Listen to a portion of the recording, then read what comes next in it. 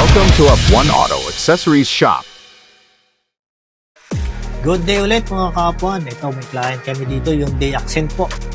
So bali mga kapuan, ang ginawa po namin dito ay real knob Android head unit. Tara, text na natin to mga kapuan. Ito po yung outcome ng kinabit nating real knob Android head unit dito po sa Hyundai Accent. Bali ito mga kapuan ay 2GB RAM, 32GB ROM, quad-core processor. Ayan, bali kasama na dito mga kapuan ang panel frame at saka reverse camera na high definition. Ayan, bali ito mga kapuan ay 7,999 na lang po ngayon. Kung gusto mo rin ito ay pumunta na po kayo dito sa aming shop. Ayan po yung ating reverse cam. Tapos mga kapuan ay nagkabit din po kami dito na front DVR. Ayan, front dashcam po na compatible po dito sa ating real knob Android head unit. Ito po yung kanyang application, bali may sarili pong apps to.